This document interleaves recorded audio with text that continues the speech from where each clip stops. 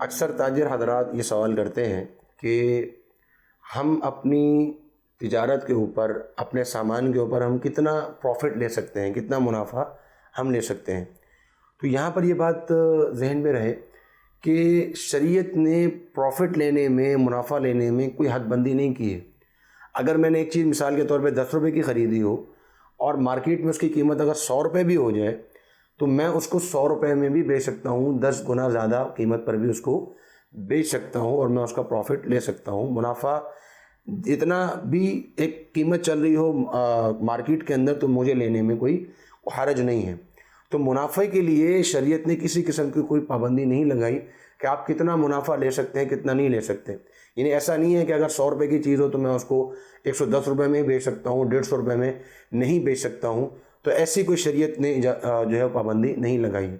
ہاں اتنا ضرور ہے کہ کچھ چیزیں ایسی ہیں کہ جس کی تربیت اور جو ادب ہمیں شریعت نے سکھایا وہ نبی صلی اللہ علیہ وسلم کے فرامین میں ہمیں ملتا ہے۔ سیدنا جریر بن عبداللہ رضی اللہ عنہ فرماتے ہیں کہ نبی صلی اللہ علیہ وسلم سے میں نے بیعت کی چند چیزوں کے اوپر، ان میں سے ایک شرط یہ تھی النصح لکل مسلم، کہ ہر مسلمان کے ساتھ خیر خواہی کرنا۔ تو خیر خواہی کیسے ہوتی ہے؟ یہی جو ہے وہ جریر بن عبداللہ رضی اللہ عنہ نے کر کے دکھایا کہ انہوں نے ایک گھوڑا خریدا اور وہ جو گھوڑا بیچنے والا شخص تھا اس نے اس کی قیمت جو ہے وہ 200 درہم مقرر کی تھی۔ تو جریر بن عبداللہ رضی اللہ عنہ نے اس گھوڑے کو دیکھا اور کہا کہ یہ 200 درہم کا نہیں ہے، یہ 500 درہم کا ہے۔ حالانکہ اس شخص نے خود قیمت جو ہے وہ 200 درہم کے لگائی، لیکن جریر بن عبداللہ نے کہا کہ تمہیں اپنے گھوڑے کی قیمت کا اندازہ نہیں۔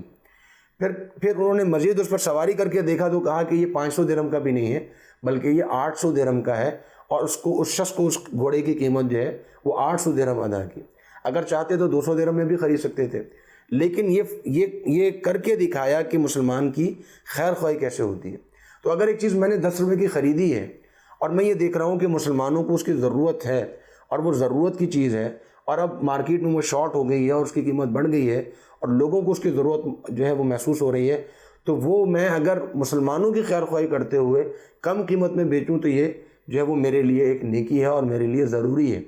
جیسے کہ آج کل جو ہے وہ کرونا وائرس کا ایک معاملہ ہے، یا کبھی بسا اوقات آٹے کا بحران ہو جاتا ہے، چینی کا بحران ہو جاتا ہے۔ تو کرونا وائرس میں جو ہے وہ ماسک ہمارے شارٹ ہو گئے ہیں، دوائیاں میڈیسن شارٹ ہو گئی ہیں اور وہ بڑی مہنگے داموں جو ہیں وہ بیچی جا رہی ہیں۔ تو اب یہ مسلمانوں کی خیر خواہی نہیں ہے۔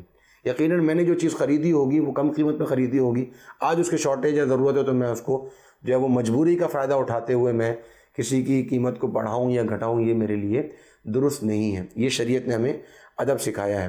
اسی طرح ناجائز منافع خوری میں یہ بات بھی آتی ہے کہ میں جانتے بوجھتے اس چیز کو شارٹ کر دوں اور میں ذخیرہ اندوزی کر لوں، میں اس چیز کو روک لوں، اس کو ہولڈ کر لوں، تو یہ بھی ناجائز منافع خوری میں آتی ہے۔ اور یہ تو بالکل واضح حرام ہے کہ میں جانتے بوجھتے ایک چیز کو روک لوں اور پھر اس کو جو ہے وہ مہنگے داموں، جب اس کی شارٹیج ہو جائے تو اس کو مہنگے داموں بیچنا شروع کر دوں، یہ بالکل واضح حرام ہے، یہ ناجائز منافع خوری ہے۔ ہاں البتہ اور خود بخود ایک چیز کی قیمت بڑھ جاتی ہے تو پھر میں جتنی بھی قیمت ہو مارکیٹ کے اندر میں اس چیز کو بیچ سکتا ہوں، لیکن مجھے مسلمانوں کی خیر خواہی کا حکم دیا گیا ہے اور ہمیں سکھایا گیا ہے کہ مسلمانوں کی خیر خواہی کرنی چاہیے۔ اصل چیز جو ہے وہ کثرت نہیں ہے، اصل چیز جو ہے وہ برکت ہے۔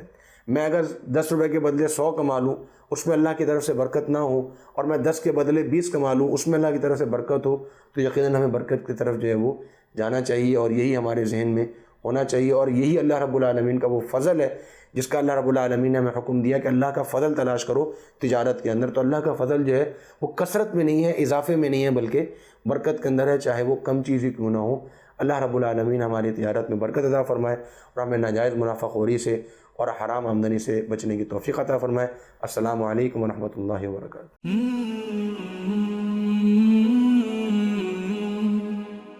سبسکرائب کریں اور بیل آئیکن پر کلک کریں تاکہ آپ کو بر وقت ہماری ویڈیوز کا نوٹیفیکیشن مل سکے۔